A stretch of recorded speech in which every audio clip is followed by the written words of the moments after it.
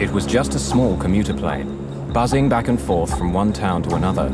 A journey of 86 minutes, one of many that day. No one could ever have imagined that it would end like this, in drama and in death. Yet in 1995, two pilots with 26 passengers aboard managed to defy the laws of gravity for 9 minutes and 20 seconds, when their aircraft in effect lost the use of a wing, struggling home like a wounded bird. Help me hold it!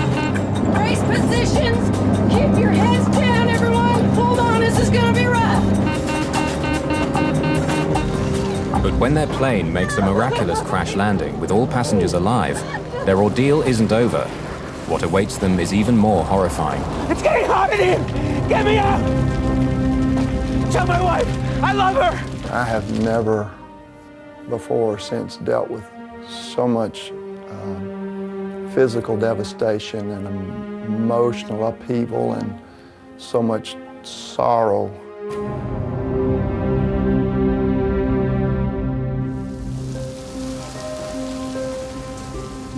Flying isn't always glamorous.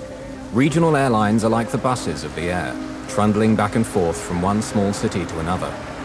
Crews operate several flights a day, working for up to 15 hours. They face interminable ground delays and often surly passengers. If a flight gets cancelled, they don't get paid, but they enjoy their work. Atlanta Airport in Georgia has become one of the busiest in the world. It's the home of a very successful regional airline, Atlantic Southeast. ASA serves every town and city of the southeastern United States with a fleet of 83 turboprops.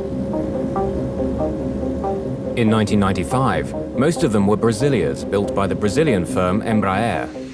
The Brasilia is a high-performance aircraft with state-of-the-art avionics and a top speed of 378 miles per hour. Today, after 18,000 successful flights, this Brasilia will take off for the last time. Takeoff check, below the line. Okay, your lights. Captain Ed Ganaway and First Officer Matt Warmerdam have just flown in from Macon, Georgia. Turn the lights on. Going through the departure checklist, they're now ready for their second flight of the day, Flight ASA 529 to Gulfport, Mississippi. Hi. Hi there. Flight attendant Robin Feck has been with ASA for just over 2 years. Hi there. Her cabin is a cramped space, only 31 feet long. Most of her 26 passengers are seasoned business travelers, ranging in age from 18 to 69. Among them are 6 engineers, 2 deputy sheriffs, a minister, 2 Air Force personnel, and even an aspiring flight attendant. For them, the short trip to Gulfport, Mississippi is a routine journey. But they're half an hour late on their schedule already. Okay, power's set.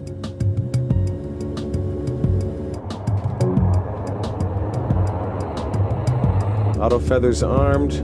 Panels clear. Captain Ed Ganaway, who's been with ASA for 7 years, comes from a family of pilots. He's a skilled and accomplished captain. V1. VR. Pause rate. Gear up. AC 529, contact departure, fly heading 060 now. We'll see you. The two men have only been flying together for 4 months, but get along well. See ya. At 6'3" and 200 pounds, Matt Warmerdam is a tight fit in the Brasilia's cramped cockpit. I think all pilots would agree that the Brasilia was a constant love-hate relationship. It was, at the time, the fastest, sleekest turboprop around. And it was also very tricky to master. The thing was built like a Sherman tank.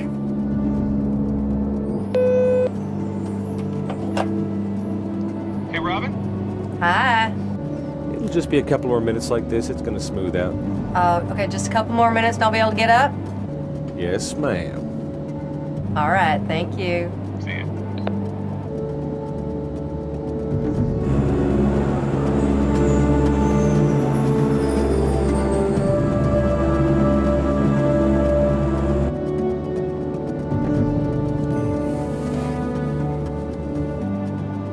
David McCorkill is a frequent flyer and works in the software business. He's on his way to an important meeting. Good afternoon, ladies and gentlemen. Welcome aboard. Board Atlantic Southeast Airlines, Flight 529, service to Gulfport, Mississippi. We're passing through 13,000 feet. The captain has turned off the fasten seatbelt signs. However, if you are in your seats, we suggest that you do so with your seatbelt loosely around your waist, just in case we encounter any turbulence en route. Chuck Pfisterer, a nervous flyer, works for a paper company and is on his way to visit a new mill. AC 529, climb and maintain flight level 200. 200 AC 529. 20. The Brasilia, on autopilot, is climbing towards its cruising altitude of 24,000 feet. 24. 24. But the plane will never make it to this altitude. Autopilot, engine control, oil. The sound of that Autopilot, was engine tremendous. It was as if someone had taken a baseball bat and hit an aluminum garbage can as hard as they could. It was just a gigantic crashing sound, and the airplane immediately lurched to the left. I heard a loud bang, and that's what, just shot me awake. Not knowing really what happened, I looked over and noticed everyone looking left out the window.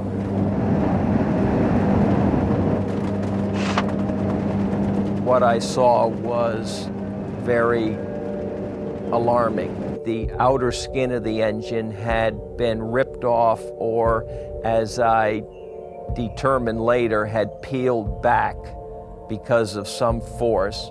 I could see the components of the engine itself, and I could see fluid leaving the engine and exiting the back of the wing. Autopilot, engine Warning lights and chimes oil. go off, signaling trouble in the left engine. The autopilot trips off as a result, and Ganaway takes control of the plane. Autopilot, engine control, oil. The plane is falling 5,500 feet a minute, the equivalent of over 90 feet every second. Oil from the destroyed engine is seeping into the air conditioning pack, bringing smoke into the cabin. Autopilot, engine control, oil. Back off. Autopilot, We've got the left engine out. oil. Left power lever. Autopilot, Flight idle. oil. Unaware that the left engine is destroyed, the pilot tries to adjust its propeller to improve the plane's lift. Oil. Left condition lever. Autopilot. Left condition lever. Feather. Warmadam attempts to feather the propeller, which means changing the angle of the blades in order to minimize air resistance. Autopilot. The warning light indicates fire in the left engine. Left condition lever. Fuel shut off. No matter what Ganaway does, the plane is still pulling violently to the left. He struggles to counteract it by pushing hard to the right, using both rudder and control column. I need some help here. Autopilot. I need some help on this. Oil. The force of the crippled wing pulling to the left is relentless. Without the efforts of the pilots to keep the plane stable, it would roll into a spin and spiral down into the ground, killing everyone on board. The engine has turned into a mass of misshapen, twisted metal, fatally weakening the wing's aerodynamic capabilities and dragging it down. Autopilot. The plane wants to keep turning left. The pilots must push hard right on the rudder to the limit to keep them flying straight. Engine control. Captain Ganaway is confused. Feathering the propeller has not reduced the drag. He's so preoccupied with handling the emergency, he hasn't looked over his shoulder at the damaged engine yet. Oil. You said it's feathered? Autopilot. Engine. It's feathered. Oil. What the hell is wrong with this thing? Engine. I don't know. Oil. For now, the pilots are focused on the plane's vital statistics: heading, altitude, speed, and the power setting of its one good engine.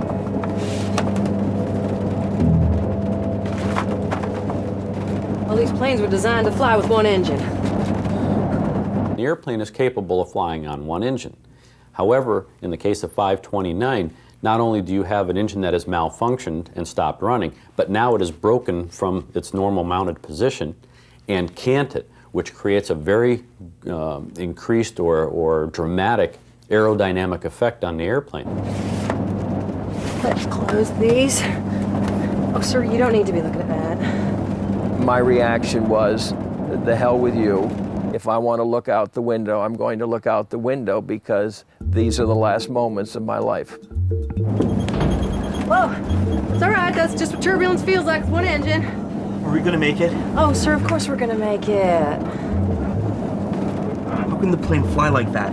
Well, these planes were designed to fly with only one engine. We're not gonna make it. What was important wasn't the conversation between the two of us. I think that it was what was in our eyes. I think that she knew that I knew that this was a huge problem and that it probably wasn't going to be something that was going to end without tragedy. Autopilot. The pilots have managed to slow the plane's catastrophic rate of descent, but not halt it. In fact, the airspeed has actually increased to 224 miles per hour. Captain Ganaway is puzzled. He's flown a Brasilia on one engine before and landed it without difficulty. This plane has something very wrong. Atlanta Center. AC-529 declaring an emergency. We've had an engine failure. We're out of 14-2 at this time. AC-529, roger. Left turn direct Atlanta. Flight 529, now flying over Alabama, makes a left turn back towards Atlanta. But the airport is almost 58 miles away. Will they make it? The plane has begun to descend again and at breakneck speed. Warmerdam cancels the master caution warning, finally silencing the plane's alarms. Captain Ganaway experiments with his controls, trying everything. Suddenly, the nose of the Brasilia lifts up and the plane's speed slows to 186 miles per hour. AC-529, say altitude descending to? Right of 11,600 at this time. AC-529. All right, it's getting more controllable here. The engine. Let's watch our speed. For the first time since the crisis began, the pilots can now turn their attention to the passengers. Trim completely here. I'm gonna tell Rob what's going on. Hi. Okay, we had an engine failure, Robin. We declared an emergency. We're diverting back to Atlanta. Go ahead and brief the passengers. This will be an emergency landing back in. All right, thank you. Feck hasn't told the pilots what she's seen of the destroyed engine. She assumes they already know. AC-529, can you level off or do you need to keep descending? The plane is descending again at about 3,000 feet a minute.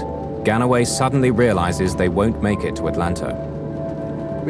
We're gonna need to keep descending. We need an airport quick. Okay, we're gonna need to keep Descending. We need an airport quick. roll the trucks and everything out for us. AC-529, West Georgia. The regional airport is at your 10 o'clock position and about 10 miles away. But the air traffic controller, too preoccupied with handling the crisis aboard Flight 529, fails to notify emergency services. Flight 529 makes another wide left turn that brings it on course to land at West Georgia Regional Airport. Let's get out the engine failure checklist, please. Yeah. Engine failure in flight. But they don't get a chance to diagnose their problem. AC-529, say heading. Turning to about 310 right now. AC-529, roger. You need to be on a 030 for West Georgia Regional, sir. Roger. We'll probably turn right. We're having difficulty controlling right now. You see your brace positions? Brace position. Good. Good. Ma'am, do you accept responsibility for opening the door when the plane stops? No, okay.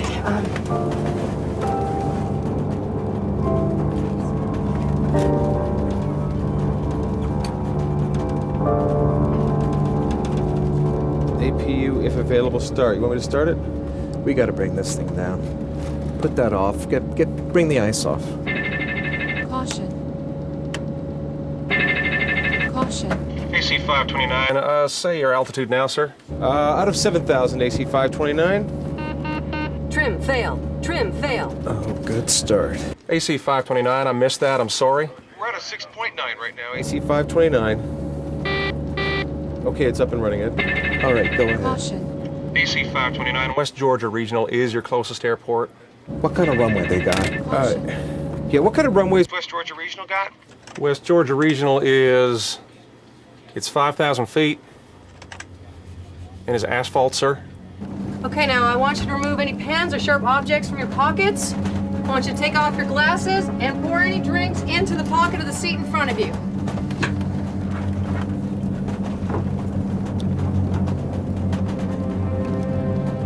we had to put the drinks in our pocket in front of us. I think that shook a few of us. And I kind of noticed it wasn't going too well, but most folks on that flight were business folks that flew real frequent. So, you know, there was no screaming or panicking of any sort. Based on the fact that I was going to die, I dealt with it in the best way that I could, which was just to try to absorb it, accept it, and deal with it. Okay, Mom, practice. Take your seatbelt off and on, okay? That's it. Okay, if there's smoke and the door in front of us is blocked, you gotta get down on your hands and knees and crawl to the back, okay? So count the rows. We gotta get out of the 5th row.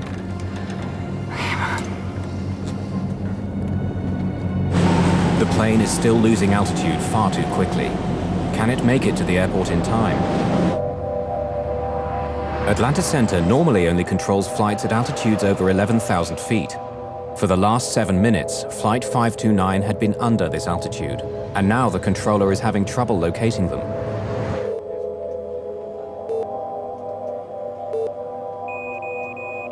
AC 529, I've lost your transponder. Say altitude. We're at a 4.5 at this time. AC 529, I've got you now, and the airport's at your...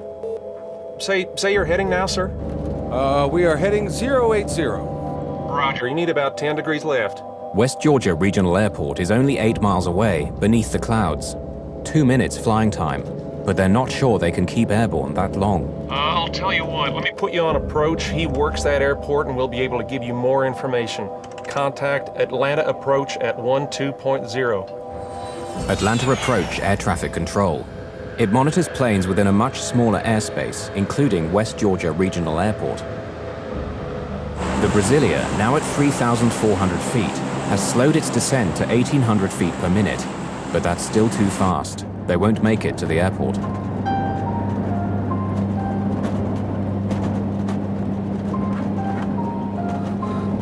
On some passengers' faces, looks of despair. Others are angry and bitter, but most are thinking about their loved ones. One woman writes a goodbye note to her children on a torn book cover. She writes, "I love you. You are the lights of my life. Always, Mommy."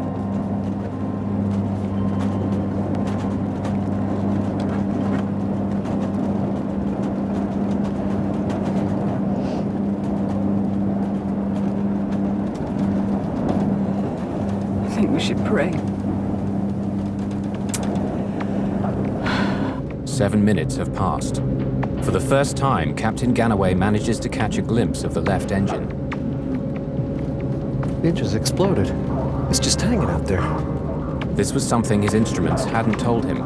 It's no simple engine failure. The engine is just dangling off the wing. He knows he could land a Brasilia with a failed engine, but not when it's torn apart. This is something his training hasn't prepared him for. He wishes he could see through the clouds. Atlanta Approach, AC 529. AC 529. Atlanta Approach here. Yes, sir, we're with you, declaring an emergency. AC 529, roger. Expect localizer runway 34 approach. And could you fly heading 180? 160. Localizer frequency. The controller's flight path will take the Brasilia several miles south before landing. Ganaway knows he doesn't have the extra minutes that this will take. We can get it in on a visual. Just give us the vectors. We'll go the visual. He asks for directions to take the plane straight in using the shortest possible route. Suddenly, they're out of the clouds, but the sight that greets them couldn't be worse. In front of them, no airport, only forest and villages. Captain Ganaway, who never stutters, does now. Single engine checklist, please. Where the hell is it?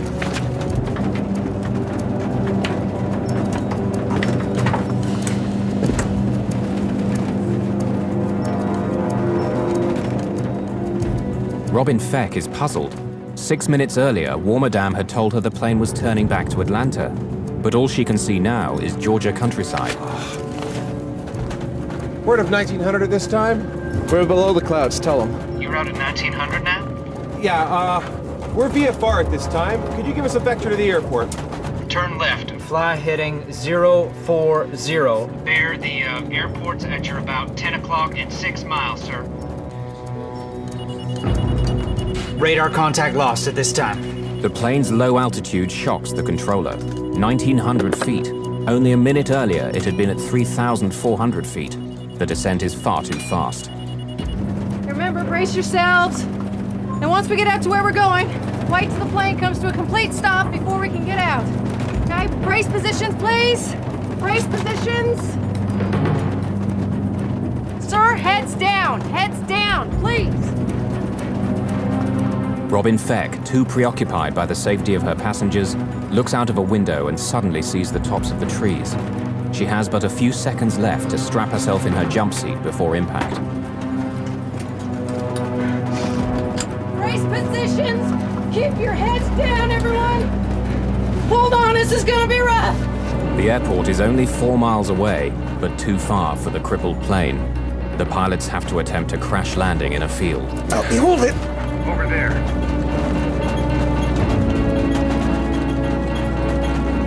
Help me hold it. Help me hold it.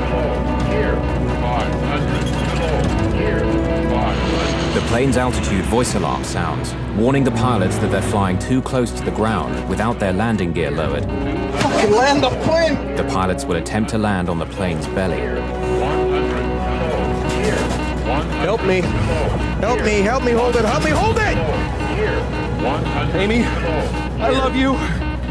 These are the last words on the cockpit voice recorder. The plane is flying at 138 miles per hour and only seconds away from impact. 50. Here, 40. Here, 30. Here, 20. Here.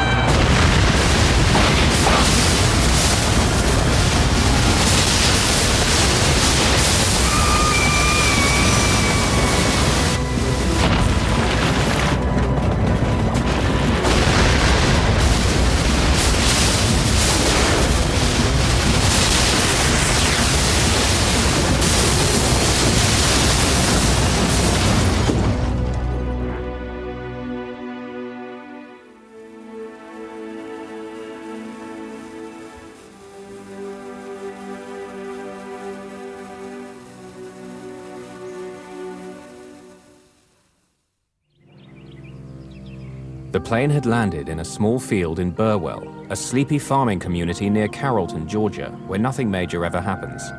Many neighbors witnessed the plane coming down. Bill Jetters and his wife lived in this house at the end of this field, angled directly in the plane's path. My wife was sitting at the kitchen table reading, and she said, "Bill, we better get out of here because the plane's going to hit the house." So about that time it started stopping. I said, "Well, you call 911 and I'm going to see if I can help at the plane." Emergency? Yes, we have a plane crashed in our backyard. A plane crashed? Yes, somebody out here turned me. 8 minutes had passed since First Officer Warmerdam had declared an emergency and asked Atlanta Center for rescue vehicles to be alerted. But the controller hadn't passed on the message. Minutes would make the difference now between life and death. The local emergency services responded quickly, but were still many miles away.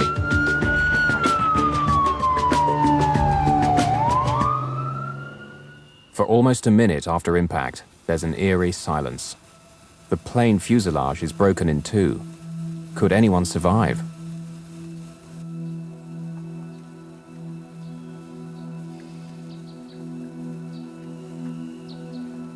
As the dust settles, all 29 people on board are miraculously alive, with only a handful seriously injured by the impact.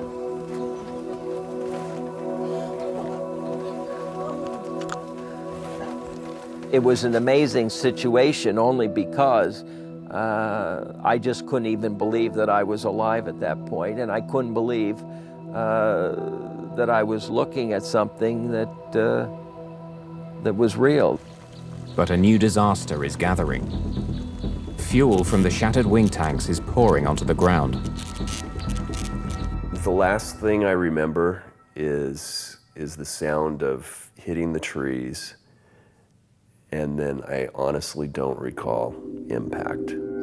Captain Ed Ganaway has been knocked unconscious by a blow to the head during the impacts.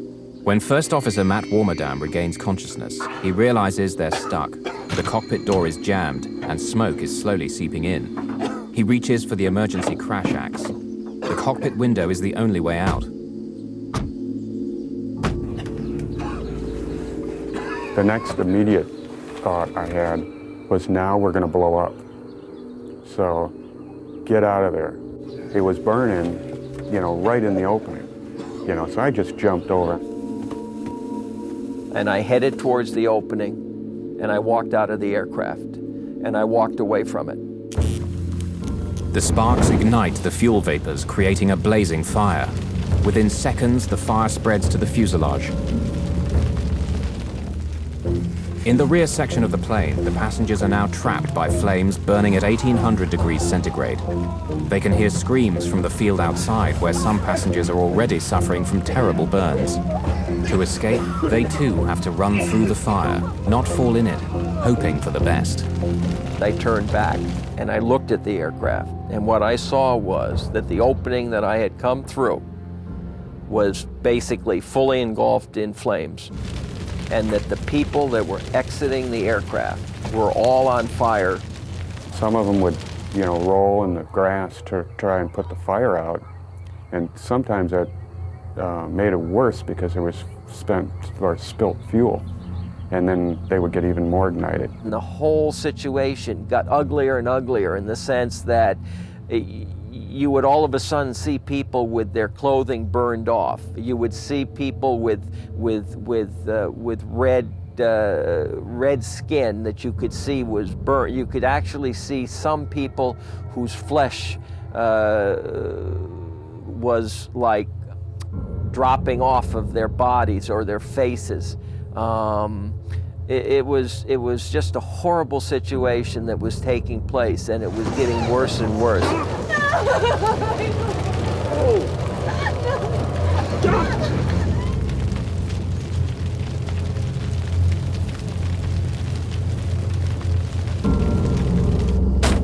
Matt Warmerdam, his right shoulder dislocated, is banging the axe against the window with his left hand.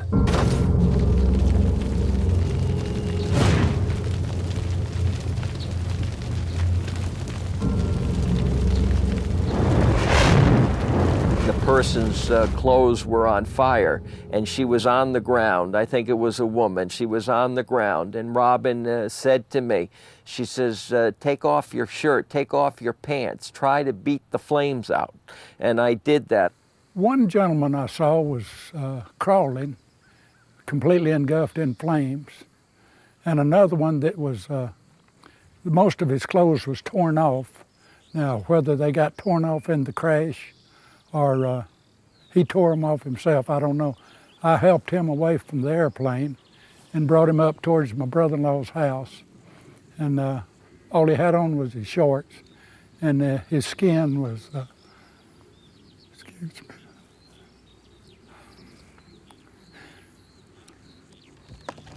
Well, being a paralyzed person myself, I knew that I couldn't do much for them. I was looking and I thought to myself, that'll be these people that on that airplane are seeing the last seconds of a normal life that they'll ever live.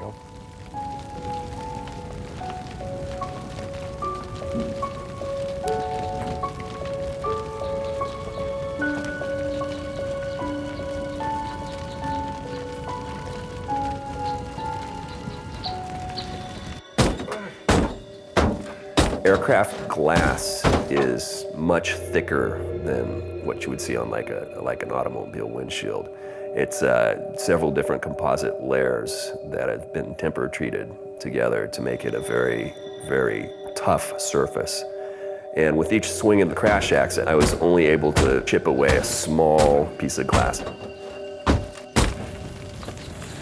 I need some help! I really did feel kind of alone there. I'm looking around left and right, and there's no other fools that close, at that second. But even though passenger David McCorkle believes that the plane might blow up at any second, he goes to Matt Warmerdam's rescue. Can you help me? I haven't got enough room inside to swing it. Where should I hit? In here.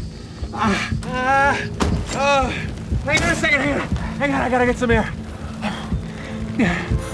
The oxygen cylinder in the closet behind the co-pilot's seat punctures. It'll make the cockpit fire much worse. Okay.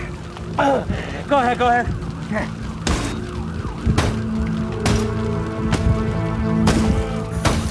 Stop a second. Let me see if I can squeeze down. Let's get you out of here. Stop pulling me. No, it's too small. Go ahead. By now, the rescue crews of the area have been notified. Firemen, police officers, paramedics, all are hurriedly on their way to the crash site. Will the fire trucks arrive in time to save Matt Warmerdam before the cockpit gets engulfed in flames? David McCorkle is exhausted trying to break the strong glass. Suddenly, a heat flame pops at him from below the cockpit. He backs off, scared for his life. You aren't gonna let me die, are you? He has children, and he must think of them as well. How can he sacrifice his life for a man he does not know? Now more determined than ever, he bangs even harder and faster. Then suddenly, the weakened axe head flies off. It's getting hot in here! Get me out! Guy Pope, a police officer, is the first rescue worker to reach the burning plane. I was about 3 miles from here when I received the call. And about halfway here, I could see the smoke, pretty heavy smoke. And I got out of the car and I ran up to the plane. And when I went around the nose of the plane, one of the passengers handed me a hatchet and said that the pilot was inside. And I took the hatchet and started trying to cut a bigger hole. I couldn't get around behind the cockpit because of fire. It was still burning pretty heavy, and there was an oxygen bottle there blowing the fire. And, you know, it's just one of them things. You see a man burn, you don't forget it. This is live footage taken with a video from the windshield of a Georgia State Patrol police car as rescue workers are arriving at the site. At this moment, all passengers are out of the two sections of the broken plane, except pilots Ed Ganaway and Matt Warmerdam, who remain prisoners of their cockpit. Well, first off, I had to tear the back of the cockpit out. It had burnt and there was no door or visible door or anything like that, so I actually took my hands and tore it out. When I started to pull him out, he looked up and he said, "Tell my wife, Amy, that I love her." I said, "No, sir, you tell her that you love her, because I'm getting you out of here." Inside the ambulance, I worked with him, and I thought that probably he would not make it. I took his name badge and pinned it on his underwear, which was the only thing I'd left on him, trying to cool him down, because I thought that if he died, at least someone would know who he was. Surprisingly, Matt was aware of everything around him, and he kept trying to assure me that things were going to be okay. He was comforting me, because at that particular time I was crying. Matthew actually took his burned hand and wiped a tear away. They found Captain Ganaway dead in the cockpit. He had struck his head on impact and never regained consciousness. He died of burns and smoke inhalation. The crash survivors, some with broken bones and others with burns ranging from minor to 92%, are rushed to various hospitals in Georgia. 13 passengers were brought to Tanner Hospital in Carrollton, 15 minutes away, where Code Black was immediately applied, meaning everybody helps. Dr. Bobby Mitchell, after working a night shift, was awakened. He was responsible for treating 4 survivors, including flight attendant Robin Feck. When I got to the hospital, some of the people that had survived the plane crash were already here. The smell was initially just a wave of jet fuel that just hit you as the door opened, and then that was mixed with just a pungent, horrible odor of burned flesh.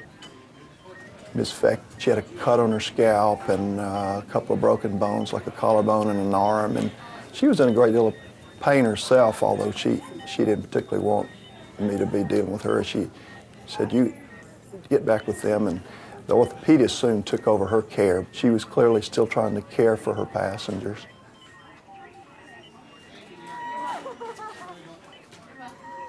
When a patient suffers a severe burn, the skin is violated, and the skin really is the major part of your immune system. So people that have been horribly burned, that initial defense is violated, and infectious organisms harmful to the body can very easily get in, and your immune system can just handle so much. When they are able to survive for a period of weeks, it is not uncommon for them to die from other organ failure, which is what happened to a lot of the people that were on Flight 529. I have never before or since dealt with so much physical devastation and emotional upheaval and so much sorrow and horror and sadness in one place at one time than we did on that day in this little small town hospital. After a long day treating the horribly burned passengers and witnessing the courage of some of them, Dr. Mitchell was asked to assist the autopsy on Captain Ed Ganaway. I looked down at him and kind of put my hand over on, I told everybody, I hope wherever his spirit is that he knows what a good job he did. And I just said, you know, you're the hero. I hope you know it, Captain Ganaway.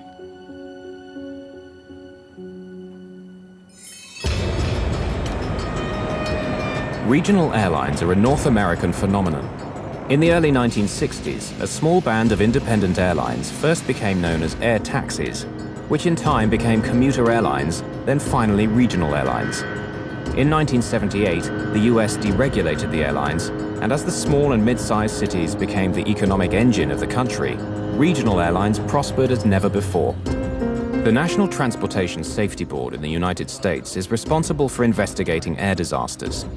Its GO team is on duty 24 hours a day to fly to the scene of any major crash. The NTSB will have several subgroups working at the same time, each examining a particular part of the plane. Gordon Jim Hookey, an aerospace engineer, was in charge of the propeller maintenance group.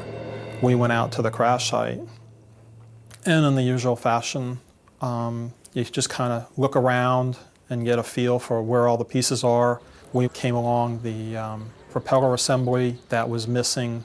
Looking down through the dirt, we could see the telltale marks, the beach marks along the fracture surface that indicated it might have been a fatigue fracture. During the last 10 minutes of Flight 529, no one on board the plane suspected that the engine failure had been caused by a propeller blade fracture. Hookey had good reason to be concerned by the broken propeller blade. He'd seen it all before. 4 years earlier, another ASA Brasilia had nosedived and crashed in woods in Georgia, killing all 23 people aboard, including former US Senator John Tower of Texas and Space Shuttle astronaut Manly Sonny Carter. The NTSB's investigation of that incident had found the crash had been caused by a badly designed propeller control unit, and they blamed the manufacturer, Hamilton Standard. Then in March 1994, just 17 months before ASA 529, on 2 separate commercial flights, identical propeller blades broke from metal fatigue over Canada and over Brazil. In both cases, the aircraft involved managed to land safely. These accidents pointed to serious problems in Hamilton Standard propellers and became a major crisis for the company. Airlines were ordered by the government to carry out an inspection of all the 15,000 propeller blades in service. Investigators found that the broken propeller had been declared suspect and sent back to Hamilton Standard for inspection. When the ASA mechanics took the blade off the hub, as soon as they turned it over, we marked down the serial number. So when we went back to do the records, we could immediately go to that particular blade. Investigator Jim Hookey took the broken blade stub to Atlanta Airport. From there, it was sent to the NTSB laboratory in Washington. By next morning, blade number 861398 was being examined under a scanning microscope. Investigators found telltale deposits of chlorine, a corrosive substance known to eat into the inner walls of the propeller blade. So then the question becomes, where did the chlorine come from? In 2 of the previous propeller failures, the problem had also been traced to corrosion caused by chlorine in the inner wall of the blade. Flight 529's blade had also snapped off 13.2 inches from the hub, very similar to the 2 previous blade failures.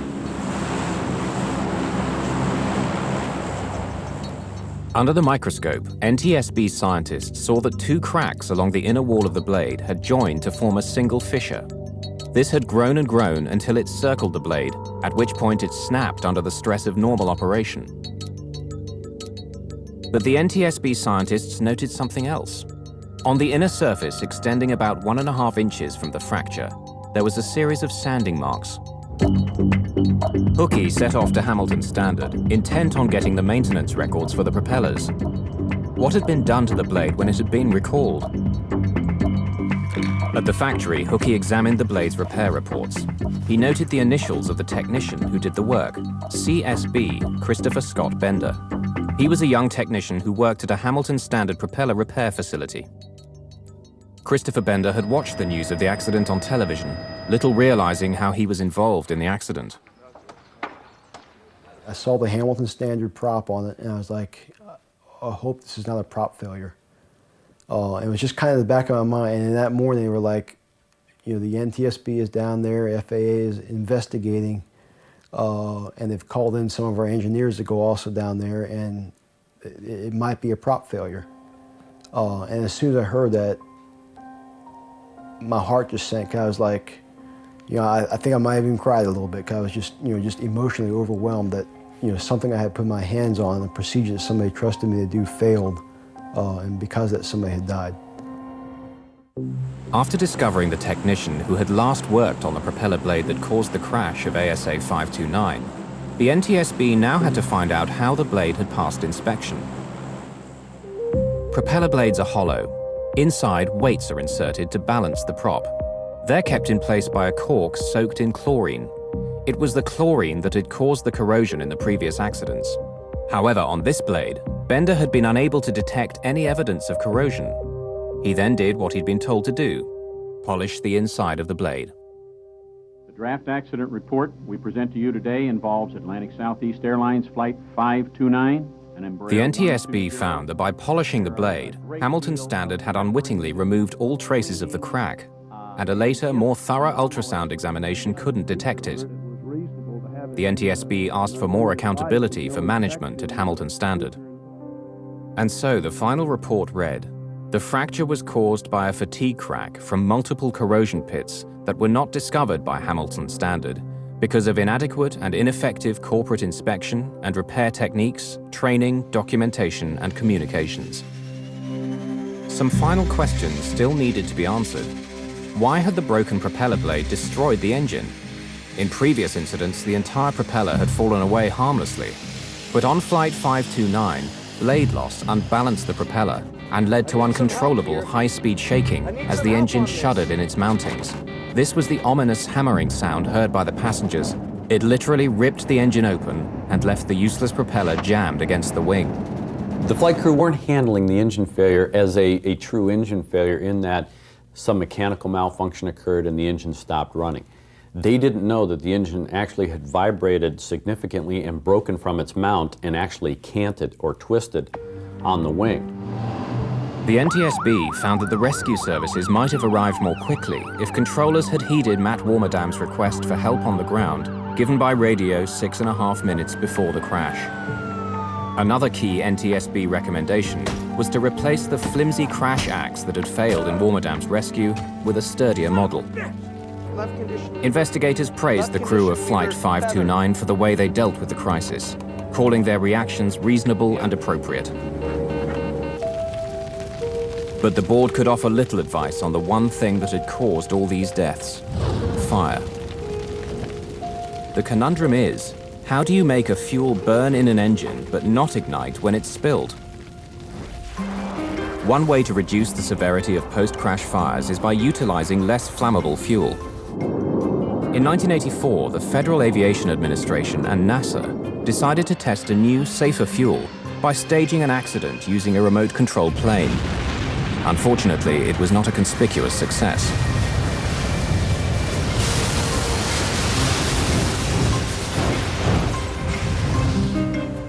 But the US Navy has been using a safer form of jet fuel called JP5 since the 1950s, yet it's not used in commercial aviation.